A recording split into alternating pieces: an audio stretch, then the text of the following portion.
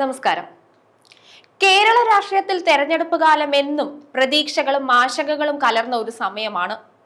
നിയമസഭാ തെരഞ്ഞെടുപ്പ് അടുക്കുമ്പോൾ പ്രമുഖ രാഷ്ട്രീയ പാർട്ടിയായ കോൺഗ്രസ് ഒരു വഴിത്തിരിവിലാണ്.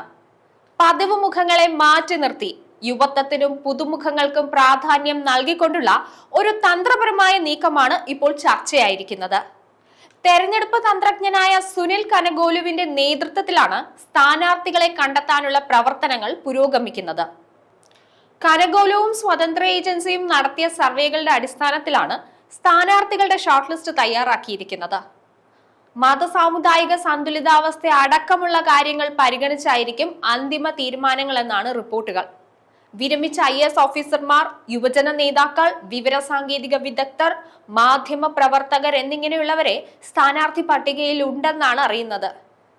സർവേകളുടെയും ചർച്ചകളുടെയും അടിസ്ഥാനത്തിൽ വിരമിച്ച IAS ഓഫീസർ ബിജു പ്രഭാകർ മുതൽ KSU നേതാക്കളായ ആൻ സെബാസ്റ്റ്യൻ, അലോഷ്യസ് സേവ്യർ, IT പ്രൊഫഷണലായ രഞ്ജിത് ബാലൻ എന്നിവരുൾപ്പെടെ പട്ടികയിൽ ഉൾപ്പെടുത്തിയിട്ടുണ്ട്.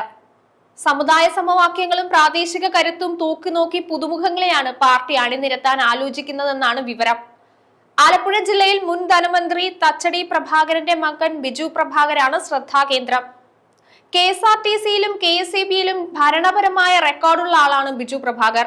2021 കായംകുളത്ത് ആവേശകരമായ പോരാട്ടം നടത്തിയ അരിത ബാബുവിനെ ചേർത്തലയിലേക്കോ മറ്റൊരു ഈഴവ ഭൂരിപക്ഷ സീറ്റിലേക്കോ മാറ്റിയേക്കും. ജവഹർലാൽ മഞ്ചിന്റെ ദേശീയ ചെയർമാനും KC വേണുഗോപാൽ, രാഹുൽ ഗാന്ധി എന്നിവരുടെ അടുപ്പക്കാരനുമായി കണക്കാക്കുന്ന GV ഹരിയാണ് മറ്റൊരു പുതുമുഖം.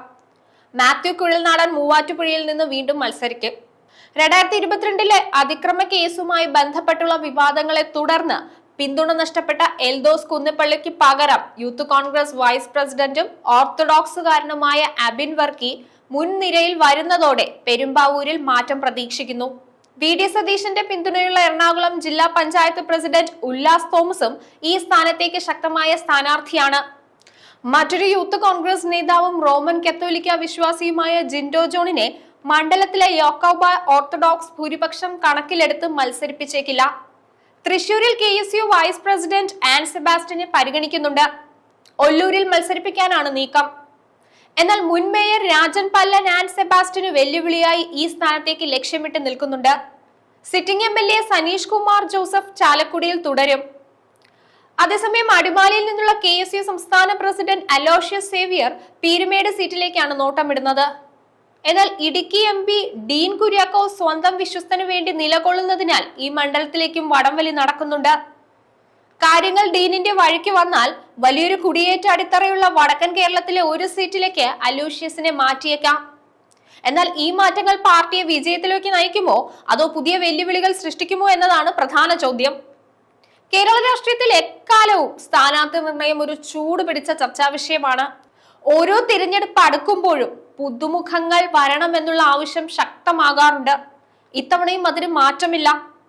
കോൺഗ്രസ് അടുത്ത നിയമസഭാ തെരഞ്ഞെടുപ്പിൽ പുതുമുഖങ്ങൾക്ക് മുൻഗണന നൽകാൻ ഒരുങ്ങുന്നുവെന്ന വാർത്തകൾ സജീവമാണ്. സമൂഹത്തിന്റെ വിവിധ തുറകളിൽ നിന്നുള്ള കഴിവുറ്റ വ്യക്തികളെ തെരഞ്ഞെടുപ്പിലേക്ക് കൊണ്ടുവരുന്നത് പാർട്ടിയുടെ പ്രതിച്ഛായ വർദ്ധിപ്പിക്കാൻ സഹായിക്കുമെന്നാണ് കോൺഗ്രസ് കണക്കുകൂട്ടുന്നത്. ഈ നീക്കം പാർട്ടിയുടെ പ്രതിച്ഛായ മെച്ചപ്പെടുത്താനും പൊതുജനങ്ങളിൽ പുതിയ പ്രതീക്ഷകൾ വളർത്താനും പ്രത്യേകിച്ച് യുവ വോട്ടർമാരെയും ബുദ്ധിജീവികളെയും ആകർഷിക്കാൻ ഇതൊരു നല്ല അവസരമായിട്ടാണ് പലരും കാണുന്നത്.